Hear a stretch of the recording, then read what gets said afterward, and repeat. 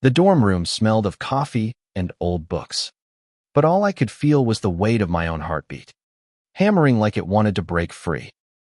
I stood frozen, my journal open on the desk, its pages spilling secrets I'd never meant for anyone to see, least of all him.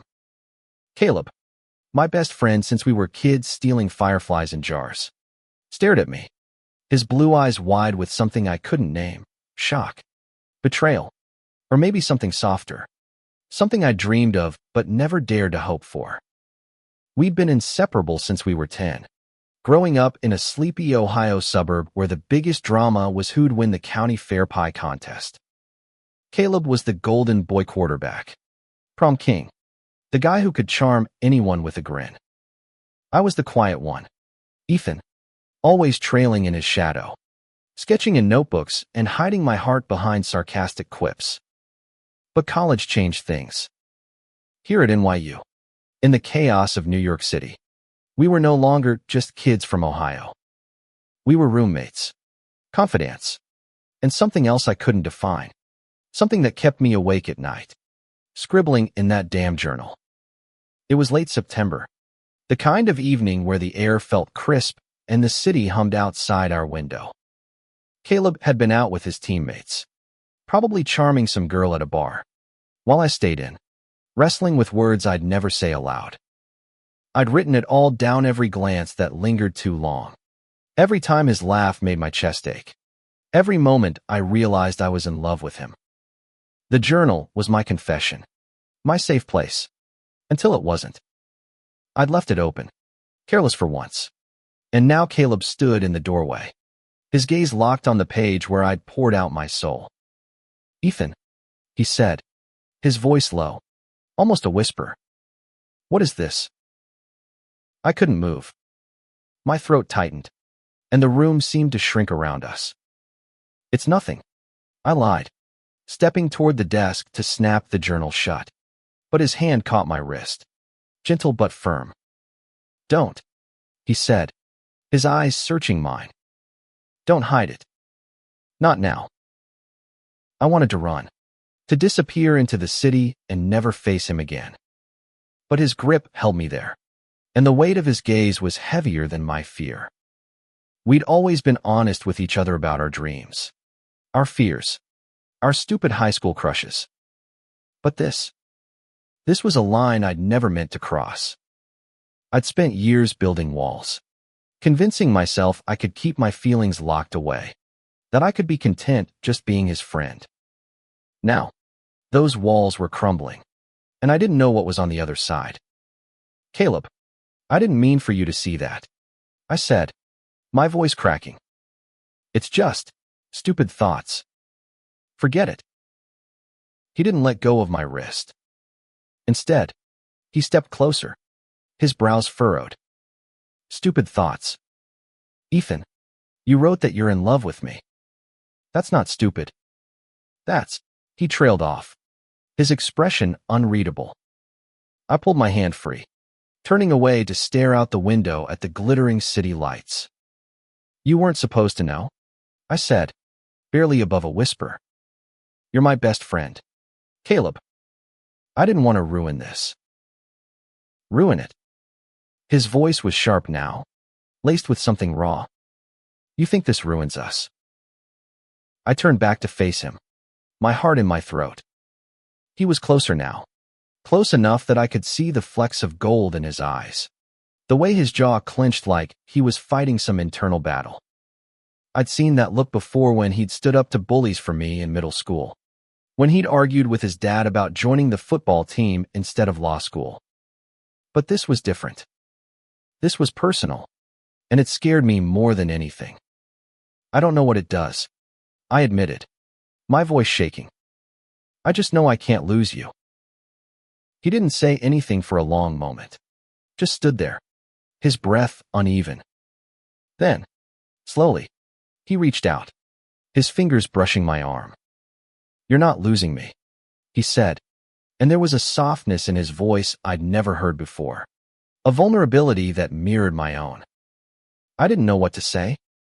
My mind was a storm of fear and hope, crashing together until I couldn't tell one from the other.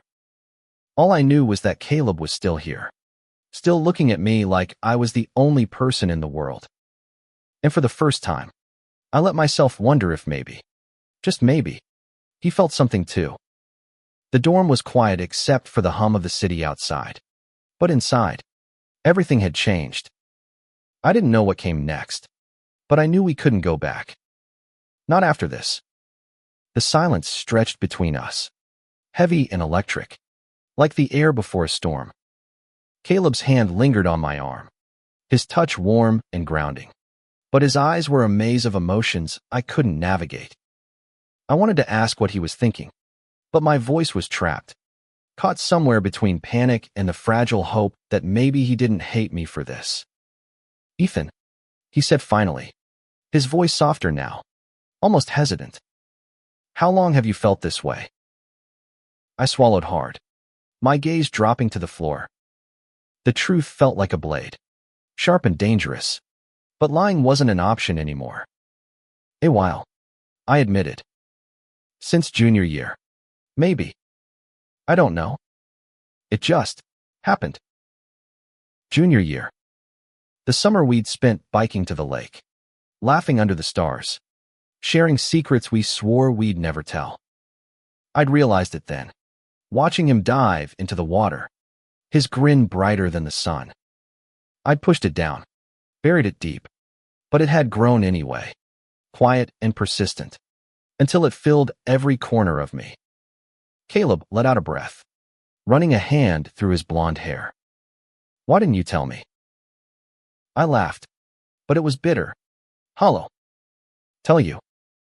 And risk you looking at me like I'm some kind of freak? Or worse, losing you altogether? No way." He flinched, like my words had stung. "You really think I'd do that? After everything we've been through?" I didn't know what to say. Growing up in Ohio, I'd seen how people talked about guys like whispers in church, slurs scrawled on lockers. I'd spent years hiding, blending in, being the Ethan everyone expected, the artist, the sidekick, the guy who never rocked the boat. Caleb was the one person who made me feel safe. But even with him, I'd kept this part of myself locked away. "I didn't know what you'd think," I said, my voice barely audible. You've got girls falling over you. A whole life planned out. I didn't want to mess that up." He stepped closer, his sneakers scuffing against the dorm's worn carpet. "You're not messing anything up," he said, his voice firm but gentle. "You're my best friend, Ethan. You think I don't care about you just as much?" My chest ached at his words, but they didn't answer the question burning inside me. Did he care the way I did? Or was this just him trying to salvage our friendship? I couldn't tell, and the uncertainty was killing me. Before I could say anything, he turned away, pacing the small room. "I need to think," he said, more to himself than to me. "This is a lot." My heart sank, but I nodded. "Yeah. Okay." He grabbed his jacket from the chair, his movements quick, almost frantic. "I'm going for a walk. I'll be back." "Caleb," I started, but he was already at the door. "I'm not running," he said, glancing back at me. "I just need some air. We'll talk. I promise." The door clicked shut behind him, and the room felt emptier than it ever had. I sank onto my bed, staring at the journal still open on the desk. The words I'd written stared back at me, raw and exposed. "I love him, and it's breaking me." I slammed it shut, my hand shaking. The next few hours were torture. I tried to distract myself scrolling through my phone, sketching in my notebook, but every sound outside the door made my heart jump. What if he didn't come back? What if I'd ruined everything? I kept replaying his expression, the way his voice had softened, the way his hand had felt on my arm. There was something there, wasn't there? Or was I just seeing what I wanted to see? It was past midnight when the door finally opened. Caleb stepped inside, his cheeks flushed from the cold, his hair messy from the wind. He didn't say anything at first, just leaned against the door, watching me. I walked to the Hudson, he said finally. Sat there for a while, just thinking. I nodded, my throat too tight to speak. I don't know what I'm doing. Ethan, he said, his voice raw. I don't know what this means for us. But I know one thing, I don't want to lose you either. My breath caught. It wasn't a confession, not the kind I dreamed of, but it was something. A lifeline. Maybe. I stood, crossing the room to stand in front of him. Then we figure it out, I said, my voice steadier than I felt. Together. He looked at me, his eyes searching mine, and for a moment, I thought he might say something more. But he just nodded, a small, uncertain smile tugging at his lips. Okay, he said. Together. The days that followed were a tightrope walk, every moment laced with tension and unspoken questions. Caleb and I didn't talk about the journal again, but it hung between us like a ghost, invisible yet impossible to ignore. We went through the motions classes, coffee runs, late-night study sessions in the dorm, but there was a new weight to our silences, a current running beneath our usual banter. I caught myself watching him more than I should, noticing things I'd tried to ignore before, the way his eyes crinkled when he laughed, the way he drummed his fingers on the table when he was nervous. He seemed different too, quieter, like he was carrying something heavy. I wanted to ask him what he was thinking, but fear kept me silent. What if I pushed too hard and broke whatever fragile thing we were holding on to? One evening, about a week later, we were sprawled on the dorm floor, surrounded by pizza boxes and textbooks. The city buzzed outside, but inside, it was just us, the fairy lights casting a soft glow over the room. Caleb was flipping through his psych notes, muttering about Freud, when he suddenly looked up at me. Ethan, he said, his voice careful. Can I ask you something? My stomach twisted, but I nodded. Sure. He hesitated, setting his notebook aside. When you wrote that stuff about me, did you mean it? Like, really mean it? I froze, my pencil hovering over my sketchbook. I'd spent so long hiding, dodging, pretending. But there was no dodging this. Not anymore. Yeah, I said, my voice barely above a whisper. I meant every word. He didn't look away, didn't flinch. Instead, he leaned forward, his elbows resting on his knees. Okay, he said, like he was processing it. Okay. I waited, my heart pounding, but he didn't say anything else. Instead, he picked up his notebook again, like the moment hadn't just turned my world upside down. I wanted to scream, to demand answers, but I didn't.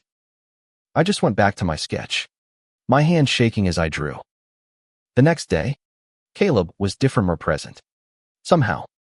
He sat closer to me in the dining hall, his knee brushing mine under the table. He laughed louder at my jokes, his eyes lingering on me longer than usual. It was subtle, but it was there, and it drove me crazy trying to figure out what it meant.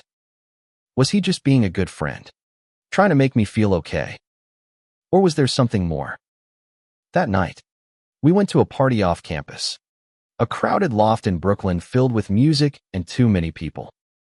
Caleb was in his element, charming everyone, but he kept circling back to me, his arm brushing mine as we navigated the crowd. I was nursing a soda, trying to act normal, when he leaned in close, his breath warm against my ear. Dance with me, he said, a playful grin on his face. I laughed, nervous. You know I don't dance. Come on, he said, grabbing my hand. For me. Before I could protest, he pulled me into the crowd, the bass thumping through my chest. He didn't let go of my hand, and for a moment, it was just us, moving together in the chaos. His smile was brighter than the neon lights, and I let myself get lost in it. Let myself pretend this was something real. When the song ended, he didn't pull away. We stood there, close enough to feel each other's breath, the world fading around us. His eyes searched mine, and for a second, I thought he might kiss me. My heart stopped, hope and fear colliding. But then someone called his name, and the moment broke. He stepped back, his grin returning. But there was something new in his eyes, something that made my chest ache with possibility. Back at the dorm, we didn't talk about it. We just collapsed onto our beds, the silence comfortable but charged. As I lay there, staring at the ceiling, I realized something. Caleb wasn't running. He was here, and maybe, just maybe, he was starting to see me the way I saw him.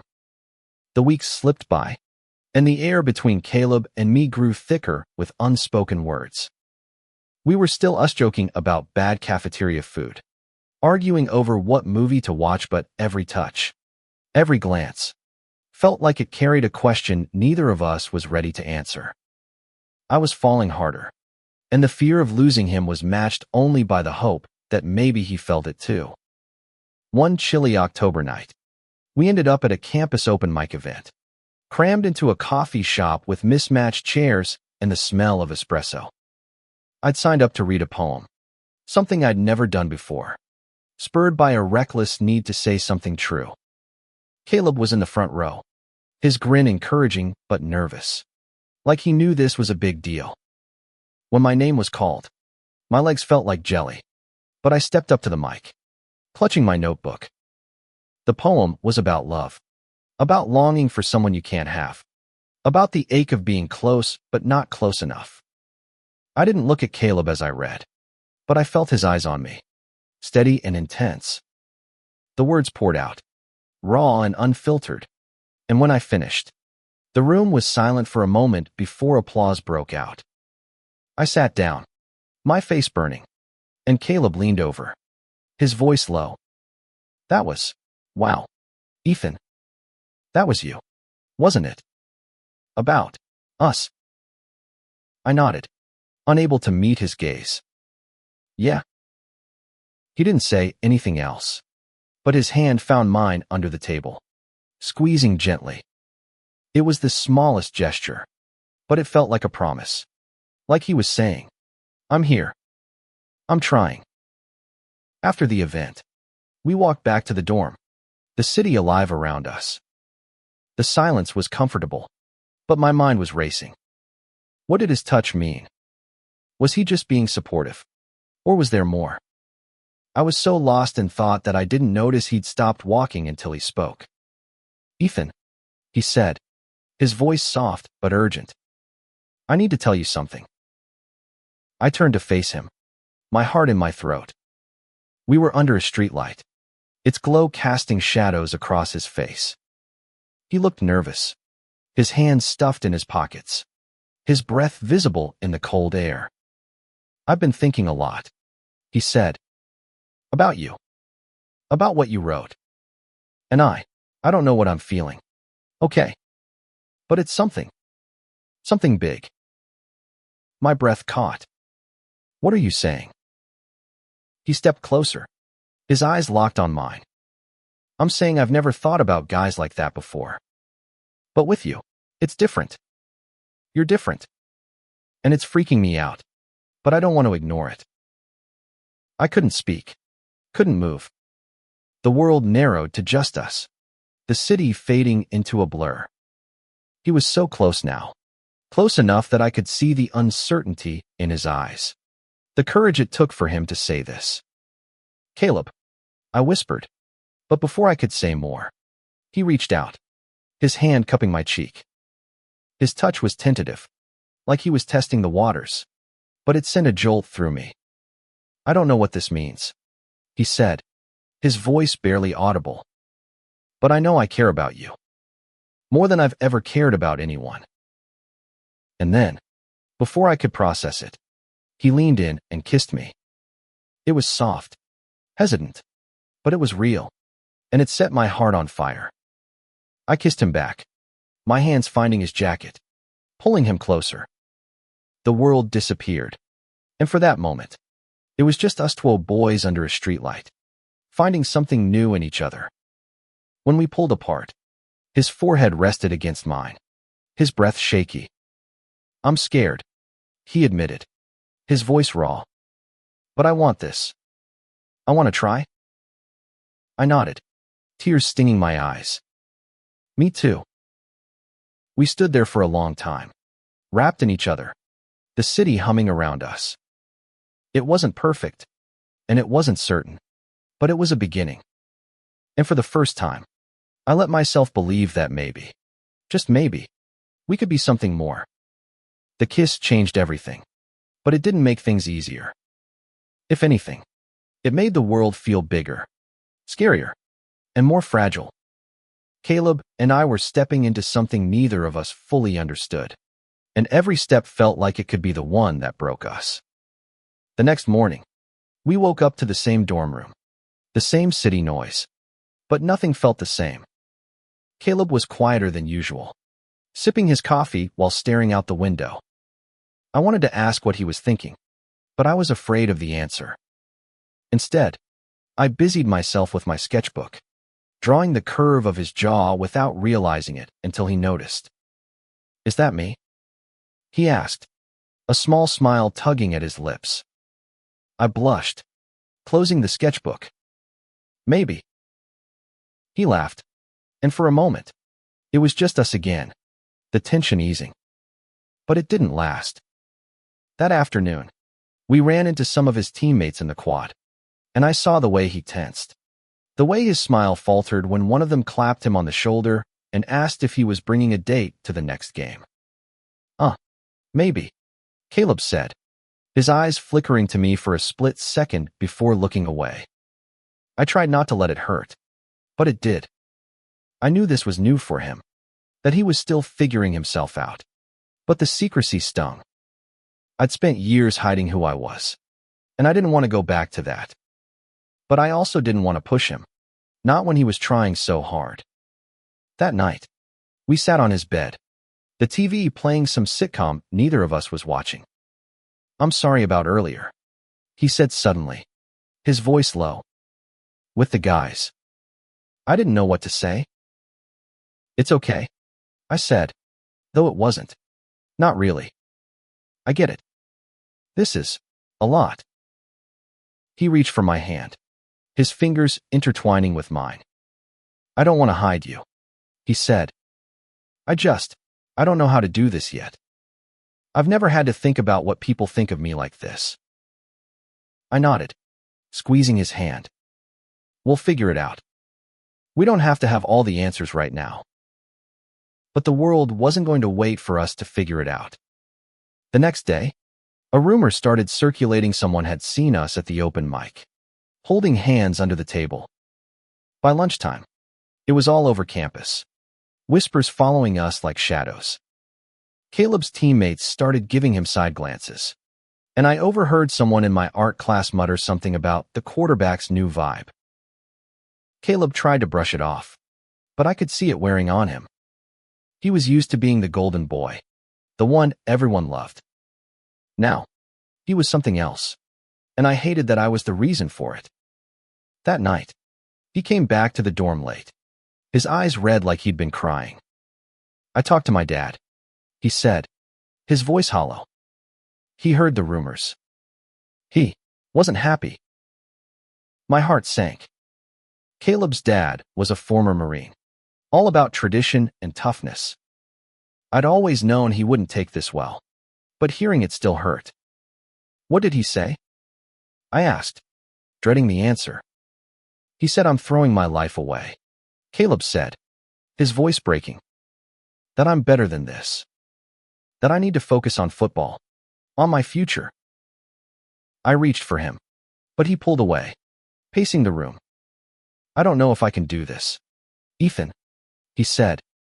"I want to, but it's too much." The words hit like a punch. I wanted to beg him to stay, to fight for us, but I could see the pain in his eyes, the fear. So I did the hardest thing I'd ever done, I let him go. Take the time you need, I said, my voice steady despite the ache in my chest. I'll be here. He looked at me, tears in his eyes, and nodded. Then he grabbed his jacket and left, the door closing with a finality that broke my heart. The days without Caleb were a blur of emptiness. The dorm felt too big, too quiet. Without his laugh, his presence. I went through the motions classes, sketches, meals, but it was like moving through fog. I kept hoping he'd show up, that he'd knock on the door and say he was ready. But he didn't. I saw him around campus, always at a distance. He was with his teammates, his smile forced, his eyes avoiding mine. It hurt more than I could put into words, but I didn't blame him. I knew what it was like to be afraid, to feel like the world was watching, judging. I just wished I could take that fear away for him. A week later, I got a text from him. Can we talk? My heart leapt, but I tempered my hope. We met at a park near campus, the leaves falling around us in a riot of red and gold. He looked tired, his shoulders slumped, but there was a determination in his eyes I hadn't seen before. I've been thinking, he said, sitting on a bench beside me. About us. About what I want. I nodded, my throat tight. And he took a deep breath, his hands clasped in his lap. I talked to my dad again. Told him I'm not giving you up. Not for him. Not for anyone. My eyes widened. Caleb, I'm not saying it's easy. He went on, his voice steady. I'm still scared. But I know what I feel. Ethan, I love you. I think I've loved you for a long time. I just didn't know what it was. The words hit me like a wave, washing away the fear, the doubt. I reached for his hand, and this time, he didn't pull away. I love you too, I said, my voice breaking. He smiled, a real smile, the kind that lit up his whole face. I'm done hiding, he said. I want to be with you. For real. We sat there for a long time, holding hands, the world moving around us. It wasn't perfect, there were still whispers, still judgment, but in that moment, it didn't matter. We were together, and that was enough. The next few weeks were a whirlwind. Caleb came out to his teammates, and while some were weird about it, others surprised him with their support. We started going out together, holding hands in public, ignoring the stares. It wasn't easy, but it was honest, and that made all the difference. One night, we were back in the dorm, curled up on my bed, watching the city lights through the window. I'm glad you wrote in that journal, Caleb said, his voice soft. If you hadn't, I might never have realized how I felt. I laughed, resting my head against his shoulder. I'm glad you found it. Then, he kissed my forehead, his arms tightening around me. Me too. Being with Caleb was like learning a new language, one full of joy and fear, hope and uncertainty. We were figuring it out, day by day, navigating a world that wasn't always kind. But every touch, every shared smile, made it worth it.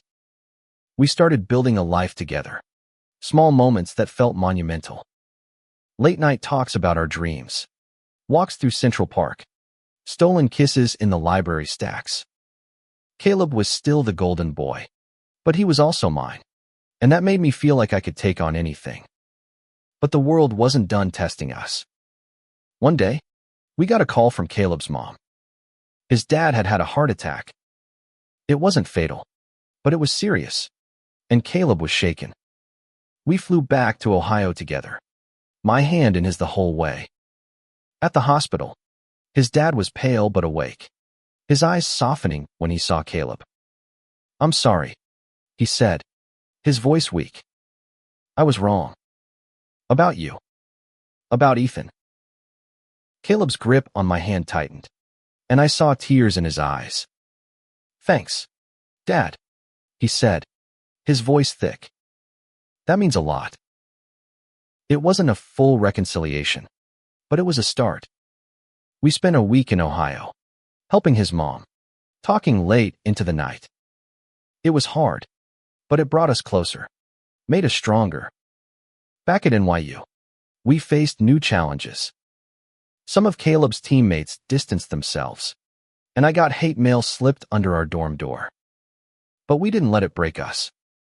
We leaned on each other, on our friends who stood by us, on the love that had grown between us. One evening, we went back to the coffee shop where I'd read my poem. It was open mic night again, and this time, Caleb signed up. I watched, my heart full, as he stepped up to the mic, his voice steady. "I'm not a poet," he said, grinning at me. "But I've got something to say. I'm in love with my best friend, and I'm not afraid of it anymore." The room erupted in applause, and I felt tears in my eyes. When he sat down, I kissed him, right there in front of everyone. And for once, I didn't care who was watching. Spring came to New York, and with it, a sense of renewal. Caleb and I were stronger than ever, our love a quiet certainty that anchored us. We'd faced rumors, rejection, and fear, but we'd come out the other side, together.